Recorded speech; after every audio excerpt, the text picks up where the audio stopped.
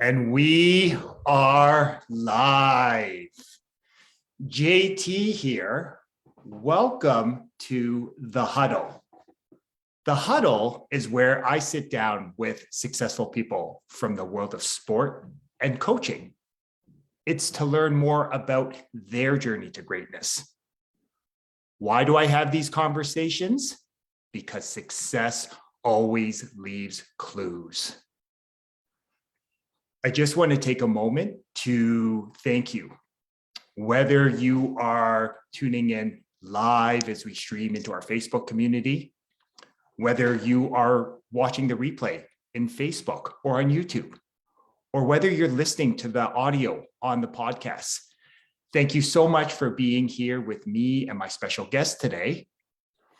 And here's what I want to remind you, that the mind is like a parachute. It works best when it's wide open. And my challenge to you today is to keep your mind wide open. And I guarantee you that if you keep that mind wide open, that you will gain a valuable nugget of wisdom that will help you be great at the game of life. I've been looking forward to my conversation with my special guest today. We've known each other for a few years, we'll say. And it was earlier this summer where we reconnected on LinkedIn, and we just started to have some conversations. And from there, it's, life's all divine timing. And I thought it was right to bring him on because he's doing some amazing work in, blending sport and business. My guest in the huddle today is a director at Deloitte. And my guest in the huddle today is Jeff Harris. How are you today, brother? I'm doing well. Thank you. Thanks for having me. Excited to be here. Yeah, no, definitely. And I'm enthused for our conversation. So before we get started, Jeff, I'm a big believer in, acknowledging your blessings. And what I want to thank you is to for being able to, give some of your time and energy, because really it is the most important gift that we can give anyone. So again, feel so blessed that you're able to carve out some time and invest some time and energy with me and our community today. No, I just said happy to be here. I mean, these are the conversations that I find energizing and engaging myself. So it was, really looking forward to this. Yeah, definitely. Okay. So Jeff, one thing I often like to remind people is that life is a game and games are supposed to be fun. So I'm curious, what is an interesting fact? Some may say a quirk that maybe a lot of people don't know about you that you would be open to sharing with our community? Yeah.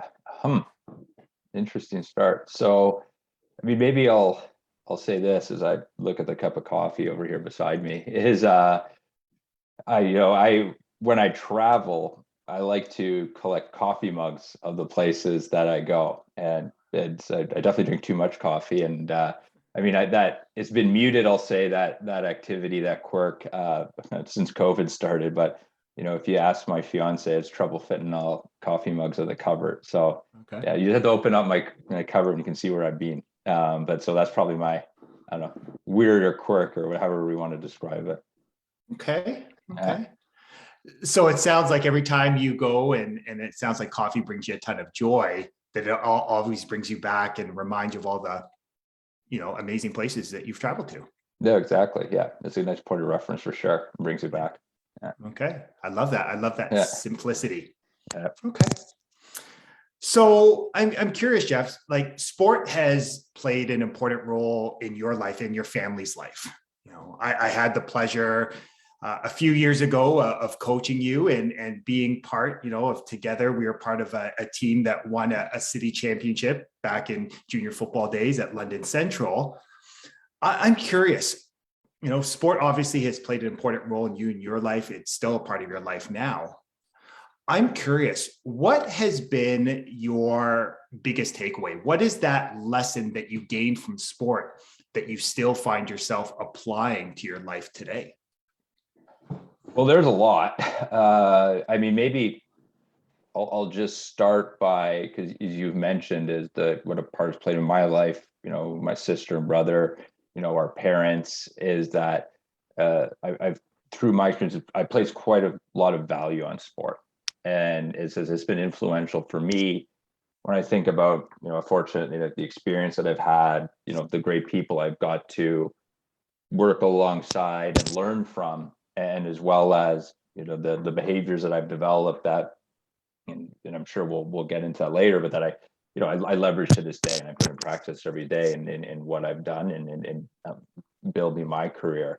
And so it's, that value as well, that it's not just, again, what I do on a day-to-day basis, but it's some of the choices I make as far as like how I want to get involved in the community. And, the volunteer work that I do, all centered around sport, and is, for instance, I sit on the board of the Ontario Para Network, and we're the governing body for wheelchair tennis, wheelchair rugby, wheelchair basketball, and a programming partner for wheelchair athletics. And really, driving mission is to be, stewards of inclusion through adaptive sport. And what drew me to there is that, I mentioned just in the inset here is, what sport has meant to me. And, I viewed it as an opportunity to, how can we look to, remove all possible barriers, for those who, are not physically able to participate in sport, because, feel that no matter what walk of life you come from or what hardships have been placed upon you, is that everybody should have the opportunity to be part of sport and be part of a team. And so, I mean, so that's just a bit of a story I wanted to tell as far as the value that I place on it. And, as far as how it's also informed, not just how I act and on a daily basis of work, but kind of the choices that I make outside of work and how I look to get involved in the community. As far as, how I apply it on a day-to-day basis, I think, one thing that it's definitely taught me is how to adapt. Is right. I mean, in a game, whether it's, you're calling an audible in football, or, switch from zone to man on basketball, right? I mean, you can prepare for one scenario, but then another can unfold in front of you. And, that particularly in the work that I do in the advisory business it's very much true, as no one day is the same. And you have to kind of get comfortable with that uncertainty that can come with that. And so, that adaptability that I got from sport, and then nothing is stagnant, is, I like to, think and play through scenarios in my head, and how my day will evolve, my week will evolve, a project will evolve. And, understanding, the clients that I serve and the environment in which they're operating in, is what are different, again, plausible versions of tomorrow that could unfold for them, so that I can, be mentally prepared, to respond and react and advise, no matter what comes forth. So I think the adaptability is big.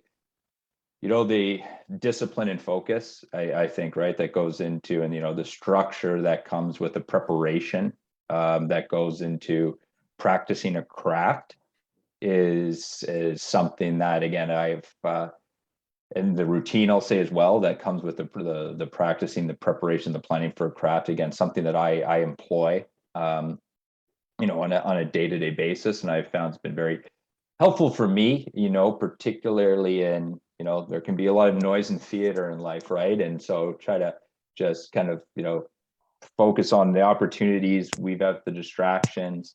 And, that's been critical for me. And, I'll also say, whatever, well, it's also, it's helped me. And I, so I talk about the theater, just gotta control what you can control. And I mean, I think in sport as well too, right, is that you're trying to do other people's jobs. You can't block for everybody, you can't shoot for everybody. You need to make sure you do your job, and you're prepared to do that, and trust that your teammates, and it's the same in work right now, is that they're going to do their jobs and you're able to execute, and that everybody else, that you've all worked together and done what you can to prepare yourselves for that moment. And then, confidence and execution. And so, I mean, I'll stop. I could go on for quite a while here, but I mean, I have quite a few that come to mind. But that's I'll say an area that there's a few items that jump out to me for sure. Well, I love that, Jeff. And what I really heard from you was again that discipline of mind, right? And the question that comes up is how quickly can you focus your mind, right? Because like you were talking about, like we live in such a distracted world where things are coming at us at 100 miles an hour. But the question is, can you discipline here to stay focused on where you're actually going? And once you have that focus, then you can tap into that ability to be okay in uncertain times, which I think all of us have gotten a great reminder in the last 2 years. So I'm curious from you. You are a leader in the sport and business world. Why is adaptability such an important skill for leaders, not only in a professional sense, but in their personal lives as well? Well, I think, I think COVID served us, to remind us there, right, is around, just to take nothing for granted. And I think in the adaptability, and I've talked about, speaking in scenarios and the thinking in scenarios, my apologies, and not being stagnant and I look to the experience, like, and, what I've learned from my parents there, and I'll start on the adaptability, is that, they've, I believe I won the parent lottery, and is that, and beyond all the personal lessons, and values that instilled is, just what I learned from them professionally as well. And, they're both very entrepreneurial, and is, what I've learned from them as far as, how they approach their work and being adaptable and right, thinking differently, operating differently, and that, what I've, and we were spoken a bit ahead of time here. I just talked about, what strengthens me, what energizes me is building.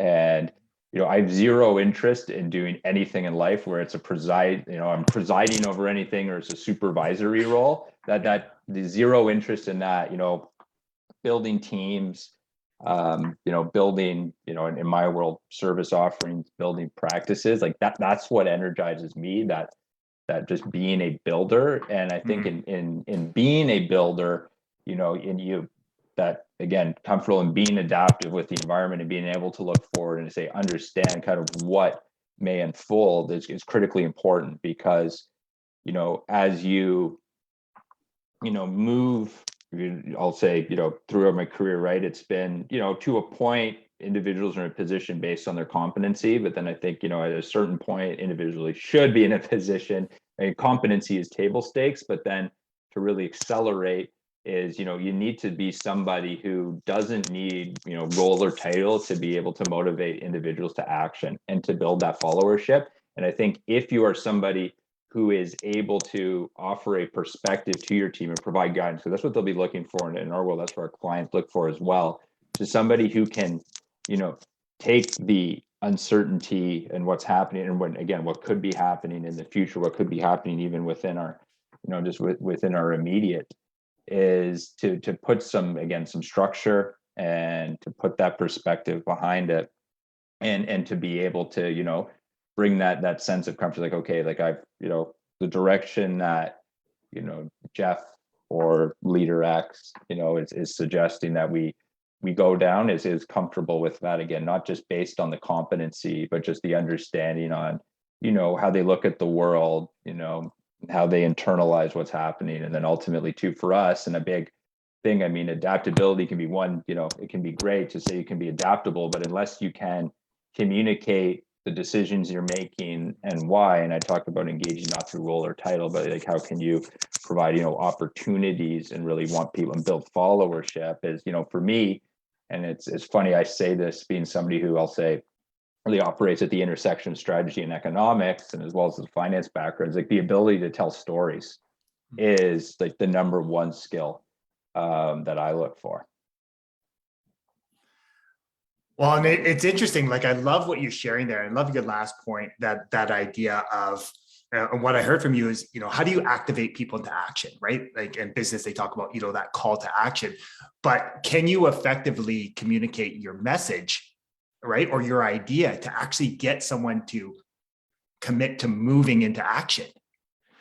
So I'm curious with you, is the communication piece, is that a skill that can be taught, or is it just some people have it and some don't? Like from your experience working with, highly ambitious, highly driven individuals.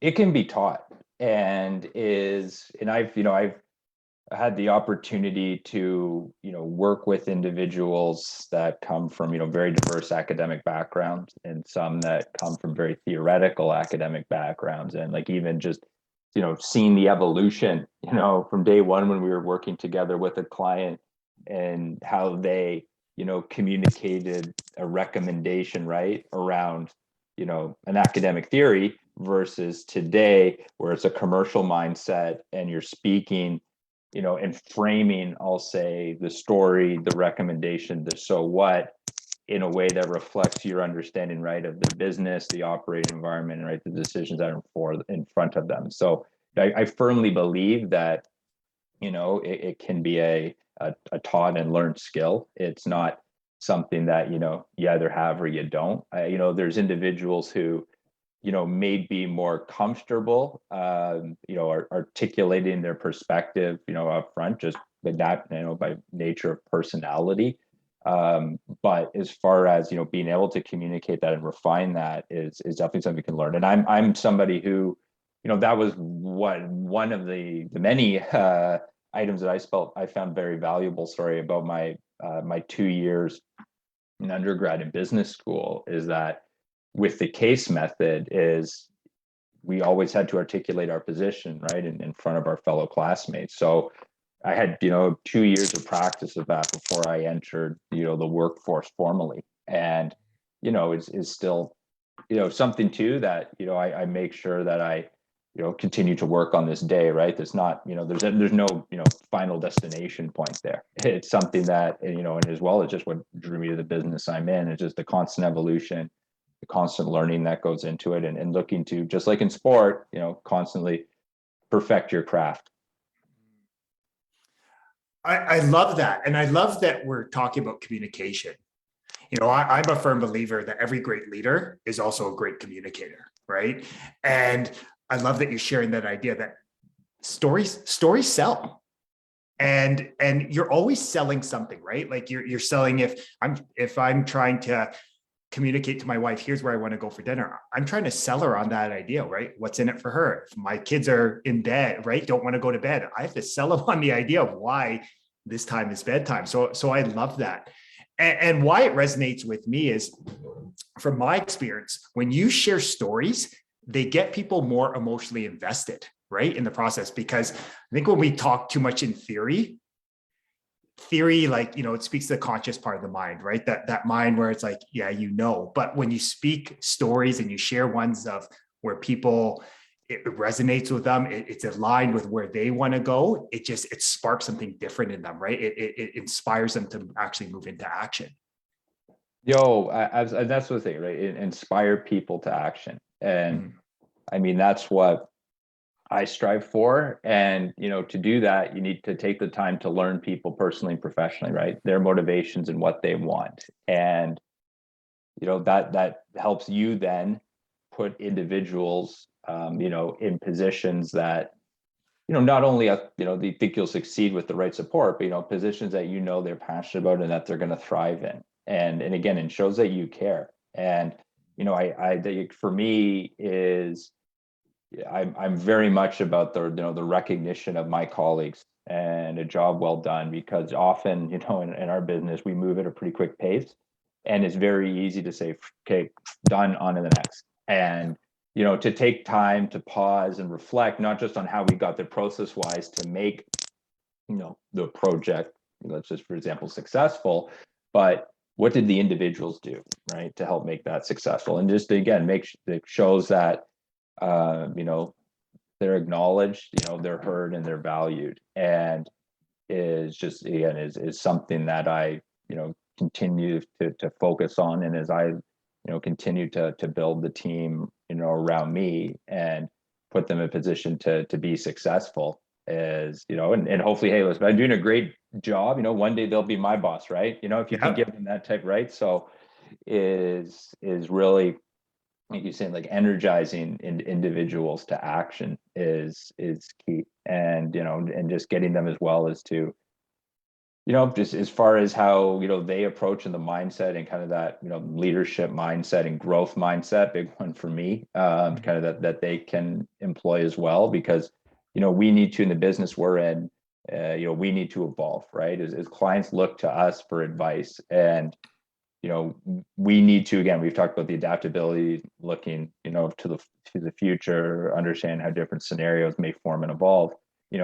It takes a bit of a growth and future focused mindset to do that. And so, and again, that's something that's not inherently natural to everybody. So it's just, is in getting people comfortable, but engaged, and seeing how exciting that can be. Okay. I love that. So I'm curious, you are, some of the things that you shared with me that you're helping to build, right? Like really blending sport, business, the entertainment side. Just we're in a different age, right? Where people are, consuming, sport in a different way. I'm curious for you, how important has, what has that process been like for you, sort of leading, sort of like pushing the edges of people's comfort zone? Yeah. So, listen, working at a firm like Deloitte, right? I'm blessed to have a lot of resources to draw upon.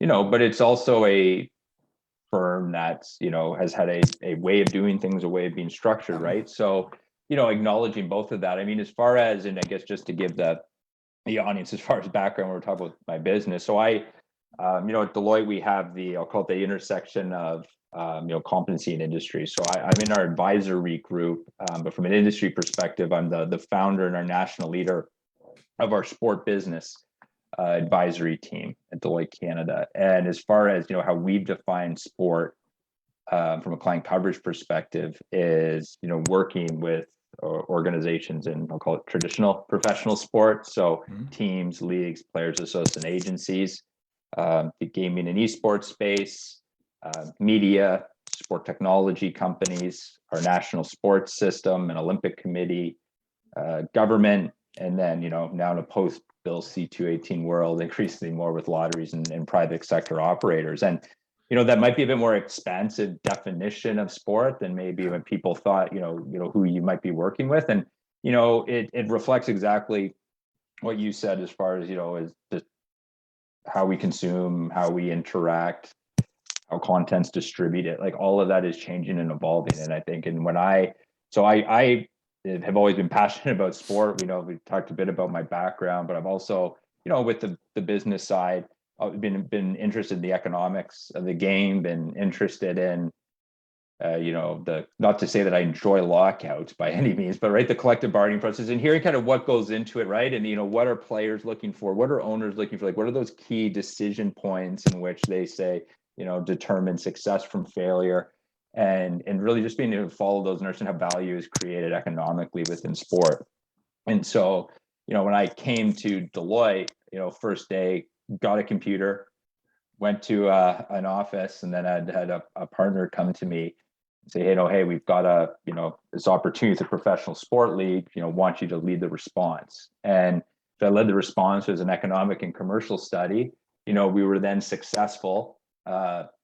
Unfortunately, is after having led that engagement, had another individual come up, said, hey, got another opportunity for different professional sports league, which again, wrote the proposal, we won, and led to 3 engagements over the course of a year and a half. And, through my work is, one, I began to develop a bit of, I'll call it an internal CV for myself within our firm. 2, I began to meet a lot of very passionate and capable people within the firm, right, who were from different aspects of our business.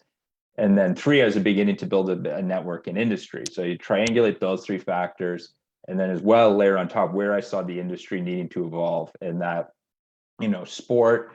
I think COVID served to reveal the challenges that are inherent in a gate-driven economic model, is that needed to move away from being, I'll say, like regional ticketing and sponsorship organizations, as far as how, they configure to operate, monetize, and move more towards, being digital media platforms, as far as how they operate, configure, monetize, build audience, engage audience, and, add some resiliency into their business and into their revenue models. And so it was with that is my thesis, as far as why. And then I felt, when I considered what I've spoke about Deloitte and the assets that we had as an organization, that we could help shepherd that evolution within the industry. But to do so, we needed to be organized across the firm, because for those on the line who maybe aren't familiar with the construct of a group like Deloitte, I mean, we have our audit practice, our tasks, risks, consulting, advisory, artificial, and I saw it as and I've articulated, is sport was increasingly really becoming an industry that was operating at the confluence of data, technology, media, and content, and that we had to organize ourselves the same way, right? If we wanted to engage and provide that perspective. And so, with that in mind, I went through and put together my strategy and a business plan, and took it to leadership, and got approval, and kind of rolled it out across the firm since then. And it's really, the last 2 years have very much been focused on that and in building our group out, and it's been incredibly exciting. Just a lot of I'll say, very impactful work, as far as the sense of purpose that it's giving me.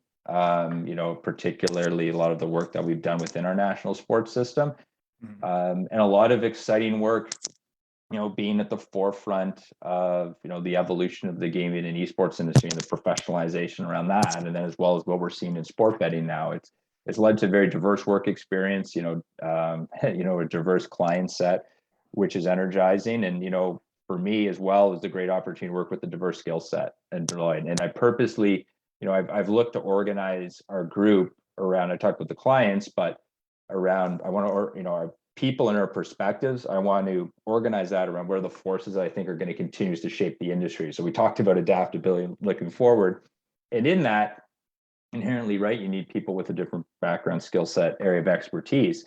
And so I've been purposeful in how I've sought to do that at Deloitte, and work and bring together different aspects of our business. And to me, and again, find that energizing, and learn from these individuals, and important to have people, right, who can bring that perspective, challenge orthodoxy that I've employed in an industry for decades, and really work with our client in taking them along a journey as well. I love it. Like as you were sharing, what I really heard from you is again, you're tapping into your specialized knowledge of, these traditional practices, business practices that are tried, tested, and true. But then you also have this blend of being able to be super comfortable in uncertainty. So you start to see like what makes you unique, what makes you different, and how you're sort of mirroring that in your daily life. And what came up for me as you shared that was, I was speaking at a football banquet last night for a private school. And it was interesting that many of the young men that I talked to, I was asking them like, what's next? And a lot of them talked about, sport, business, management, economics. So kind of, I feel like maybe younger versions of the Jeff Harris. So I'm curious, besides adaptability, what is one, characteristic quality that someone moving into the industry now, would you say is a skill like it needs to be highly developed? Yeah, all I would say, so maybe I'll give you two answers. Is one is, I think, and is for individuals entering their career, and then as you look to progress, is I would say, and again, if we want to talk about time back to sport, is suspension of self-interest, right? Is that we're going to come across, and again, we did in sports, right? People who cared about individual stats more, and in business, people who are self-absorbed and their self-orientation about themselves and how I can progress my career. Right? It takes you so far along. And I found that, that when some observations that I've made, as far as, leaders who I've looked up to, is there has been that suspension of self-interest, right? It's about putting the good of our people first and foremost. But then, you'll find that, amazing things will happen. And, if you, really employ that belief and internalize that and put it into practice. And so I think that's one. I mean, for individuals again. So that's just kind of more of, I'll say, a career progression piece. For people coming into an industry, I say, bring ideas, be curious, and care about people. I think it's as simple as that. And that's something that in my work again is bringing perspectives. Clients look to us for perspective, so kind of making sure that information asymmetry only gets you so far from an advantage point, and all it takes really is time for people to catch up there. So it's not just about the information available to you, it's then about how you analyze that, and then what does that mean as far as the perspective that you will then be able to offer as far as how you look and interpreting, whether it be data, situation, what have you. Curiosity is again, it's hard to learn sometimes if you don't ask questions. And so to be curious, and again, to say, and curious, and as far as people, their backgrounds, why they make, how they go. Like I've always, found curious on like how different individuals go through their own decision process. So kind of learning from that as far as what do you evaluate, how do you approach, whether it be, when investment, a hiring decision, is really just, again, understanding how leaders approach and individuals approach that. But, also curiosity around, why are you doing what you're doing? Again, I talked about challenging those orthodoxies, and it's just, well, that's just how it's always been done, is often the answer. So then it's like, again, challenging that thinking and that practice. And then again, comes about, caring about people. I talked about, suspending the self-interest. And, I can always tell too, I mean, even coming through, the days when I was going through the recruiting process in school, and you can just tell who people are being authentic and inauthentic, and who really are interested, or who are asking the questions that they think you want you to ask, right? Or who, so it's that for me as well, is just showing that you care about people, is something that's not to be underestimated. And I mean, I think as well, we're seeing now with whatever you want to call it, I'll call it the Great Resignation, but is and not to say that all employers were doing this, but really about putting people first. I mean, in our business, we often hear client comes first, and I've always looked at it as, listen, if we put our people first and we take care of our people, they're going to take care of our work. They're going to take care of our clients if we put them. So is people coming into both the industry that I work within, but just in general, as you're entering the workforce, would be bring a perspective, be curious, care about people. And I love the simplicity of that, right? And one thing I often sort of challenge myself to do is like, keep it simple. Like, I love that you're talking about, be curious, like ask questions from a place of curiosity instead of judgment, right? Love on people, right? Like really ask them questions, right? Tap into that curiosity, find out, like you said, what drives them, where they want to go, what makes them tick, why they're making certain decisions, right? And it's interesting that when you do that consistently, it's like, I don't know, there's just this like, it's sort of like you said, suspends sort of like the ego, it's about me, and you just like love on people. And I have just found, working with, thousands of people, whether in the classroom or on, on the football field, on the ice, whether it's in business, that really will lead you to great places. And it's such a simple idea, but is one that I think needs to be shared more and more, that it's not rocket science. Okay. So I'm curious, what do you see kind of as you move forward here? Again, I know, like, where do you see this, how people engage in sport? Like, where do you maybe see things going in the next, 2, 5 years, 10 years? Like, where's sport going? Well, I like to look, and I mean, and I look to, in the way that I've like to try to build at Deloitte too, is really see it as a platform, right? It's a platform to engage our people. It's a platform, to help make a healthier and happier Canada, but it's also a platform for us to, do business within other sectors and take what we're doing in sport to other sectors, but vice versa, right? It's taking observations that we're seeing. And, where I look to is, and I'll just look to the gaming industry, for example. And, esports gets a lot of the headlines, but, depending on what you look, 1.1 to 1.5 billion of what is a kind of close to now 170, $180 billion video game industry, which is now globally the largest form of entertainment. So, you take Hollywood, you take the music industry, add them together, multiply them by 2, it's still not as big as the global video game industry. Wow. And so you look at that, and then you think about, okay, what does that, understand that that's the predominant form of entertainment, what does that experience look like? And then I look at that experience and say, well, it's, for me, that's like, so I would come home from school, and when I was in elementary school, right, hop on MSN Messenger, Hotmail, and talk to your friends that you just spent the day with. Then in high school, it was Facebook. And I, you look now is where are people congregating? And it's on platforms like Twitch, right? It's on Discord. And like, that's really becoming the next social network. So if we think about, how are they interacting? How is like the content structure that they're consuming? And right, like, is look to take lessons from that and look to say, okay, well then how could that potentially manifest itself in what we'll call like traditional professional sport?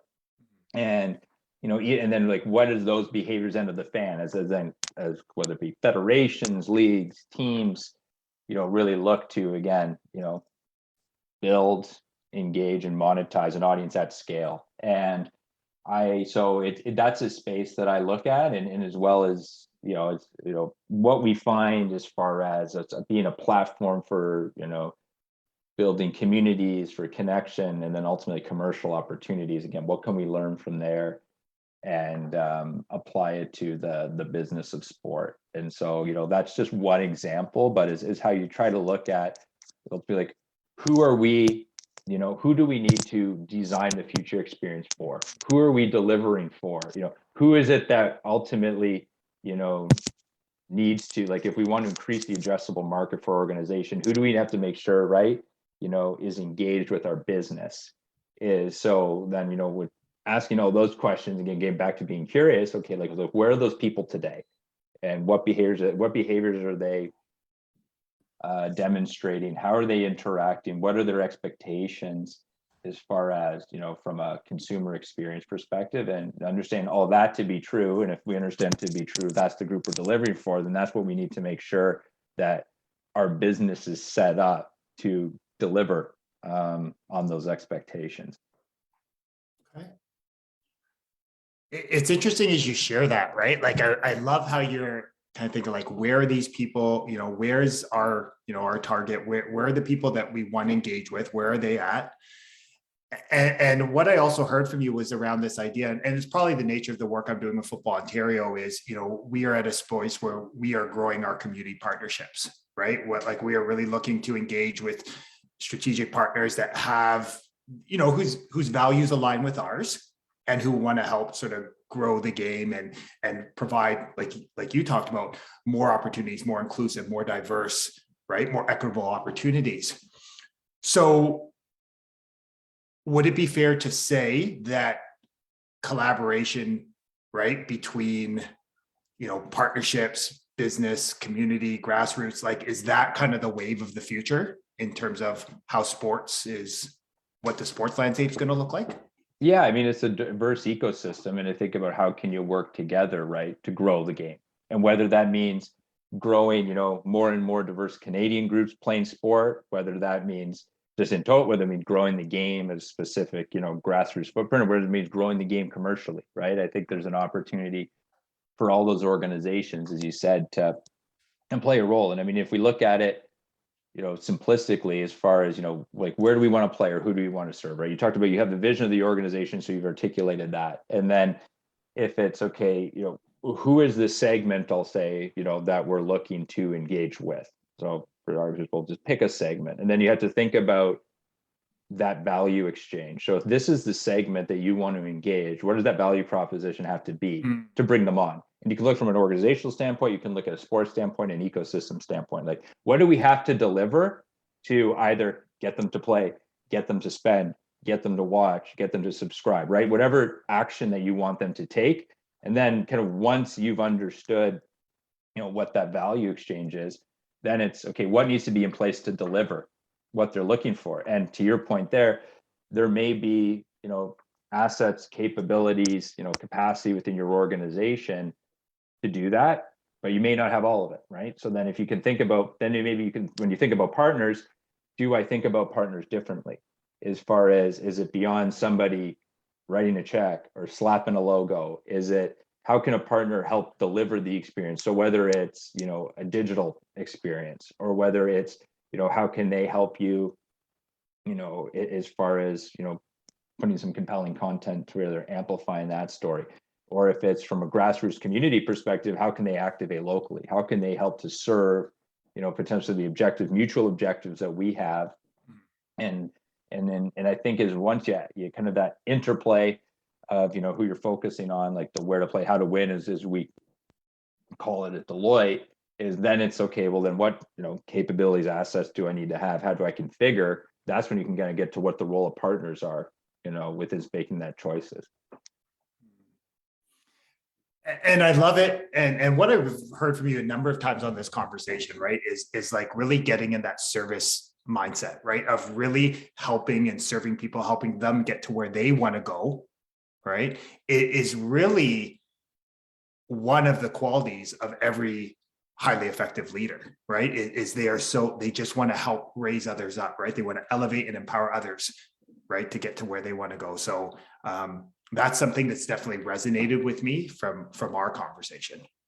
Yeah, I mean, and I is, you know, some way that I look at it is I've read something a long time ago that stuck with me, right? And as far as you get back to kind of the idea of servant leadership and wanting to, you know, put others before you, is that you know, I read that, you know, your epitaph will never say he increased shareholder value, right? That's not what this is about, right? I mean, as far as making an impact, leaving a legacy, it's, you know, really what you do for the people in your life. And so, and that's right, and that's inclusive of business. And so that's just really, I read that when I was just starting out my career coming out of Western. And it's something, again, that I've internalized, is that, you know, is really where kind of your focus and priority needs to be. I love that. Okay, brother, I have one last question. I want to be respectful of your time and energy, even though I feel like I could ask you questions all day, because I love just seeing the lab. I can see a beautiful lab just spewing out all this wisdom. So one of the things I often remind people is that challenges, obstacles, setbacks are part of the game of life. It's not that we want to expect them, but we just understand they will pop up from time to time. So I'm curious from you, what is a piece of advice you would offer someone that's maybe kind of going through a challenging time, you know, they're feeling stuck? You know, what is one thing they could do to activate, to move into action, and just create some positive momentum and get back on their journey to greatness? Well, I think one I would say is patience.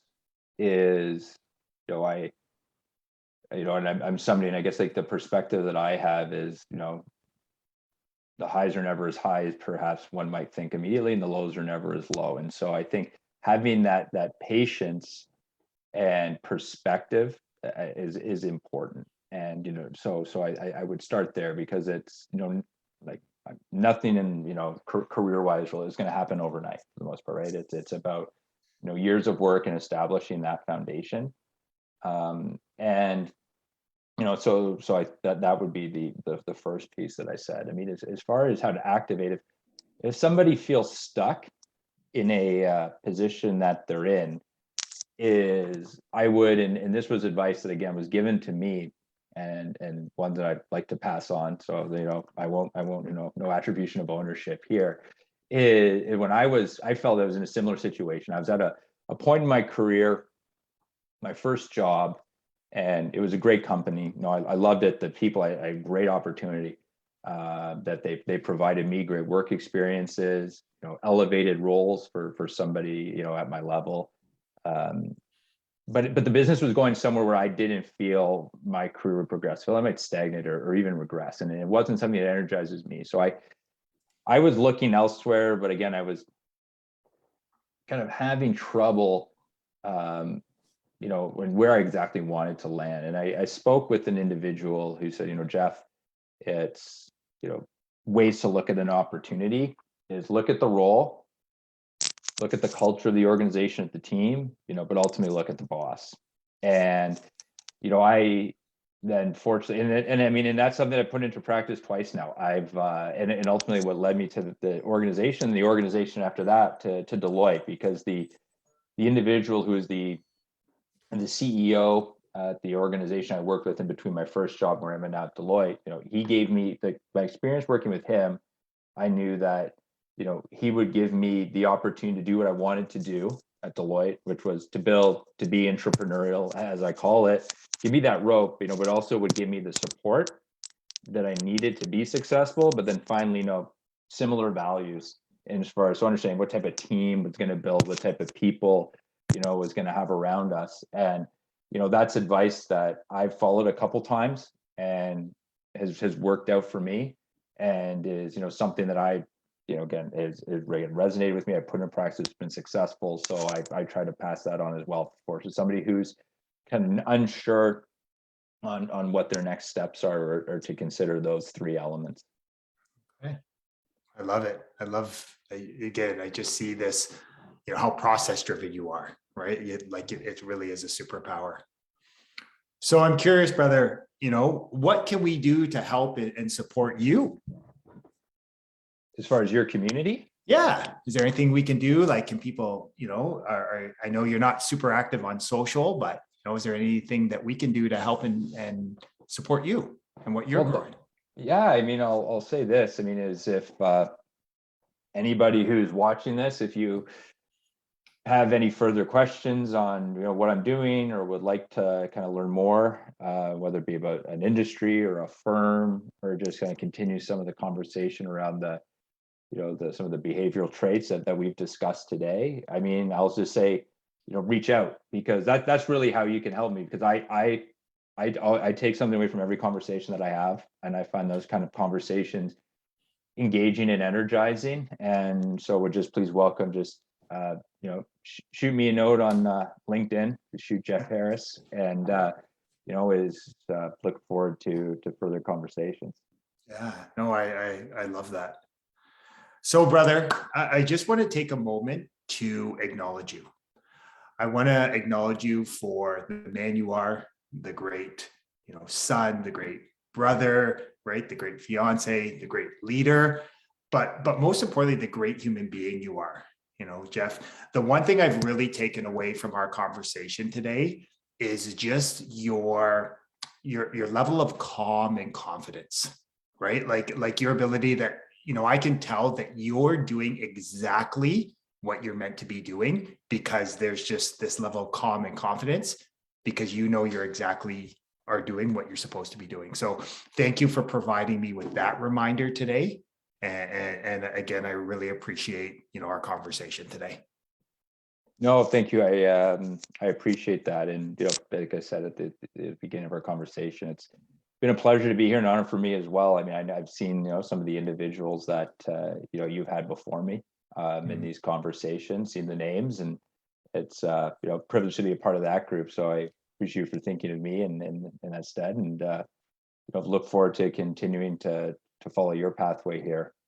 So very excited for you as well. So thank you. Thank you, Jeff. So as I like to remind you in the huddle all the time, that knowledge is potential power. It's the focused and consistent application of that great knowledge that actually creates great results. Jeff today shared so many valuable nuggets of wisdom, right? That will not only help you succeed in business and in sport, but more importantly, in the game of life. So take one of these valuable nuggets of wisdom and go do the work. Activate yourself into action. And as always, I love hearing the feedback, love getting the comments about what's resonating with you. So keep sending them away. But most importantly, I want to remind you of one thing. You are deserving of greatness. You are worthy of greatness. You are greatness. Now go live it. Have a blessed rest of your day, and I'll chat with you next time in the huddle. Have a great day, everyone.